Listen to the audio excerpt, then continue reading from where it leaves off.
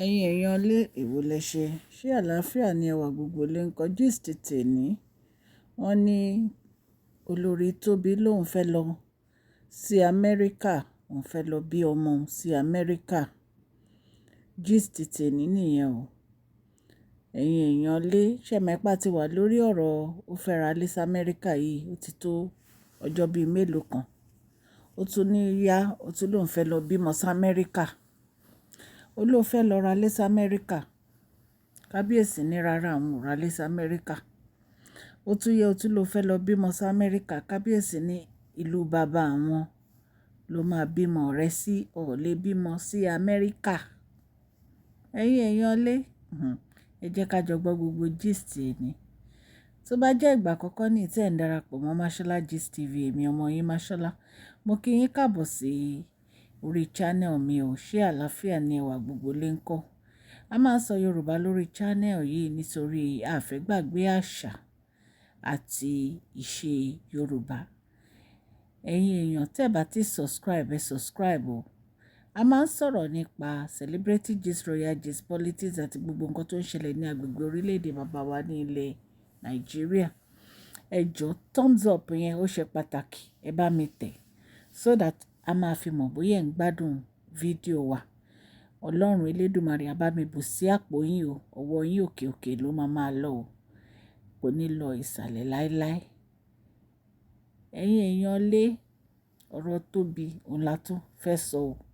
Ẹ mọ̀ pé ó ti tójọ́ mẹ́ta kan tó fi ń bá Kabiyesi fa wàhálà nípa pé òun fẹ́ lọ ra lé sí Amẹ́ríkà, to the extent pé àwọn family wọn gan wọ́n wá bá Kabiyesi nígbà yẹn tí Kabiyesi ti fi sọ fún wọn pé kán mọ́ ọmọ wọn kán lọ fẹ́ fọkọ mi, tó fi ń fẹ́ bẹ Kabiyesi pé kọ́jọ́ nítorí Ọlọ́run kán má bínú. Ní ìsìn ọ̀rọ̀ ó fẹ́ ra lé sí Amẹ́ríkà ló tó wá fẹ́ sọ fún Kabiyesi. Bóyá táwọn bá sọ fún Kabiyesi, ó máa wà lonely láti lè sọ̀rọ̀ yẹn pẹ̀lú Kabiyesi. Ṣùgbọ́n Kabiyesi sọ fún wọn pé àwọn ò lè ra ilé sí Amẹ́ríkà fún Tobi o, wípé ọba ni àwọn, traditional king làwọn. Gbogbo ọrọ̀ ajé ìlú yìí àwọn fẹ́ kó máa lọ sókè, kó máa lọ sókè sí. Wípé àwọn ò lè lọ kó owó àwọn káwọn wá máa lọ fi invest sí òkè òkun nítorí wípé ọrọ̀ ajé Nàìjíríà ó jẹ àwọn lógún. Wípé ṣé kò mọ̀ pé táwọn bá ra lé sí Amẹ́ríkà wọ́n máa san property tax ni.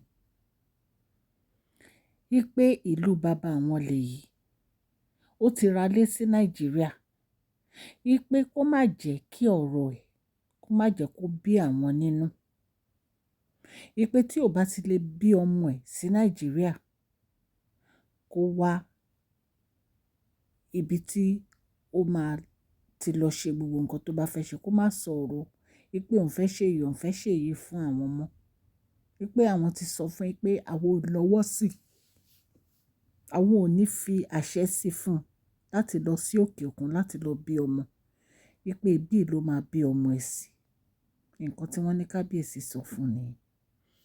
Ṣé ẹ dẹ̀ mọ̀ pé the other time náà bó ṣe bẹ̀rẹ̀ wàhálà nìyẹn tí Kabiyesi sọ fún pé kí àwọn family ẹ̀ wá mú kó lọ fẹ́ fún ọkọ mi tó bá yẹ pé àwọn ò ṣètò. Táwọn family ẹ̀ fi ń bẹ Kabiyesi. Ṣé ló dàbí ìgbà tó yẹ pé àwọn èèyàn kan ti Tobi. Tobi kò bá dẹ̀ dá kó listen sọ́kọ ẹ̀ kó gbọ́ràn sí Kabiyesi lẹ́nu o. Kò sí nǹkan tó lè pay ẹ̀ nìyẹn. Kò síbi téèyàn bímọ sí láyé tí ò bímọ. Tadé ni ká wò, Nàìjíríà náà bí Tadé ni ká wò sí.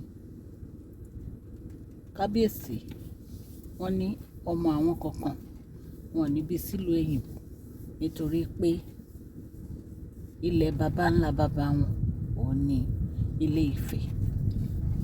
So ó ní láti bímọ ẹ̀ sí Ilé Ifẹ̀ àbí any other place ní Nàìjíríà. Nǹkan tí Kabiyesi fẹ́ nìyẹn, nǹkan tó bá dẹ̀ fẹ́ ló máa ṣe. O ò lè sọ pé nǹkan báyìí ló fẹ́ ṣe. Dúró ná, ṣó rẹ̀ pé ọmọ téèyàn bí sí Amẹ́ríkà ó yàtọ̀ sọmọ tó bí sí Nàìjíríà ni? Kò sí yàtọ̀. Kò sí ìyàtọ̀ kankan. and bó ṣe wà yẹn ó ti sọ pé olóyún ó ló fẹ́ lọ sí Amẹ́ríkà ó fẹ́ lọ bímọ wọn ò lè jẹ́ kó wọlé because wọ́n ti change gbogbo laws ní ìsìn o ò lè wọ Amẹ́ríkà kó lọ bímọ because wọ́n mọ̀ pé olóyún wọn ò ní fẹ́ kí ọmọ wọn ò ní fún ẹ ní visa àfi tó bá jẹ́ pé o ò sọ tòótọ́ tó bá dẹ̀ ti mọ̀ pé o parọ́ báyìí o ò ní ever wọ ìlú wọn mọ́lẹ̀. So my sister Tobi olórí advice tèmi listen to your husband do what your husband wants. Ṣó mọ̀ pé bó ṣe ń back and front pẹ̀lú àwọn family ẹ̀ tán ní Kabiyesi lára tí wọ́n ń sọ̀rọ̀ lo everyday pé o fẹ́ lọ ralé sí Amẹ́ríkà o fẹ́ lọ bímọ sí Amẹ́ríkà tó ń sọ lójoojúmọ́ ṣó mọ̀ pé irú nǹkan báyìí ó máa bí Kabiyesi nínú.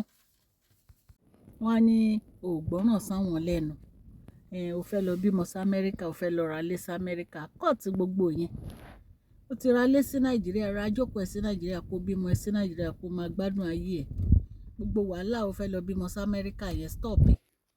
So ẹ̀yin èèyàn lè gist tí a gbọ́ ní ìta ní ká mú wá fún yín etí tẹ́ fi ń gbọ́ mi ò ní di ọwọ́ tẹ́ fi ń tẹ subscribe kò ní kan ìsàlẹ̀ àpò share thumbs up yẹn ó wà very very important fún fídíò yìí Ọlọ́run Elédùmarè àbùsí àpò yín ò ní gbẹ o ẹ ṣé mo dúpẹ́ o please share this video like and subscribe God bless you all.